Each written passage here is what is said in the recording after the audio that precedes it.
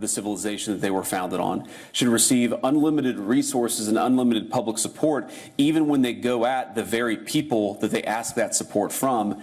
And I think that what you guys are showing is that academic institutions are part of the civilization that gives birth to them. They're part of the people who actually fund and resource these places. And so what you guys have shown is that you can actually have a university that's committed to excellence, an academic institution, I should say, that's committed to excellence, where students from all walks of life, as you told me backstage, from very young students all the way up to PhD students, can come together, discuss ideas, debate ideas, have a free exchange and open debate amongst yourselves, but also be fundamentally committed to the values that actually make it possible for all of us to live in these great societies together. So much of the academy has tried to destroy the foundations of Western civilization. You can actually have an institution that tries to build up the foundations of Western civilization, that corrects what needs to be corrected, that changes what needs to be changed, but is fundamentally committed to the project that we want to have open debate. We want to have freedom of religion. We want people to walk down the street in public safety. We want borders. We want the type of economies that provide good lives and good wages to our people. Foundationally, it's kind of crazy that so many Western academic institutions are not committed to any of these values and yet expect public support. You guys stand in defiance of that, so I thought it'd be fun to come and spend a morning with you. Thank you.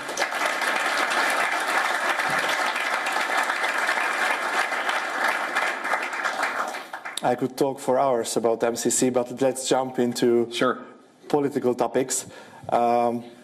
You have now an issue in the United States that the Ukrainian intelligence services attempted an influence on the American elections. Sure. Can you a bit describe to the Hungarian audience what is this about?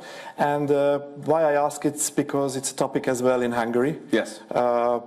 The Ukrainian, we have this issue with the Druzhba pipeline, which is delivering oil through Ukraine to Hungary. Also, President Zelensky said that if Viktor Orban doesn't change his behavior, he will send his soldiers to his private address. So also we have an issue with this question of Ukrainian influence. What is the situation in your country, and how do you see this in Hungary? So first of all, I wasn't even aware that Zelensky had said that he was going to send private soldiers to the Prime Minister's residence until yesterday. Victor actually told me that, and then I went and looked it up. Almost couldn't believe it's true, but it's true. It's completely scandalous. You should never have a foreign head of government or a foreign head of state threatening the head of government of an allied nation. It's preposterous. It's unacceptable. And what I find so interesting about, there's a lot of conversation about foreign influence in our elections. So you saw this back in 2016, where a lot of the American media said that it was a true scandal that the Russian government bought like $500,000 of Facebook advertisements during the 2016 campaign. And for what it's worth, I don't want Russia involved in our elections in the same way that I'm sure you don't want any other country involved in your elections. I've also been told that the Vice President of the United States coming and saying that Viktor Orban is doing a good job and is a helpful statesman to the cause of peace, that's foreign influence. But what's not foreign influence is when the European Union threatens billions of dollars withheld from Hungary because you guys protect your borders. That's apparently not foreign influence. What's not foreign influence is when the Ukrainians shut down pipelines, causing suffering among the Hungarian people in an effort to influence an election. That's allegedly not foreign influence. It doesn't pass the smell test. Foreign influence is when other governments threaten, cajole, and try to use economic influence to tell you how to vote.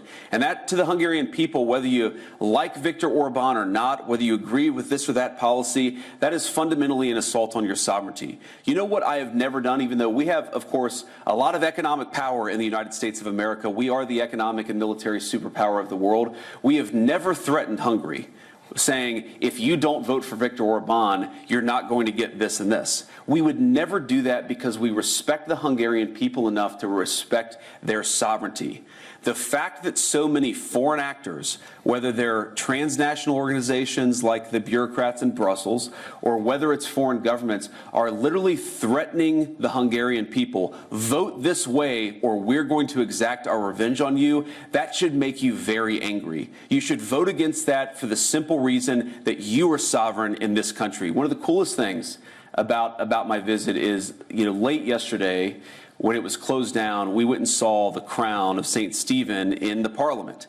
And I love the symbolism of this, of course, because it's one of the oldest, maybe the oldest surviving crown that exists in Western civilization, but it's there at the center of the parliamentary building. What does that mean? That means that sovereignty rests with the Hungarian people. The people are sovereign in Hungary. But for that to be true, the Hungarian people have to reject these foreign influence operations, vote for who they want to be their leader, reject the Brussels bureaucrats.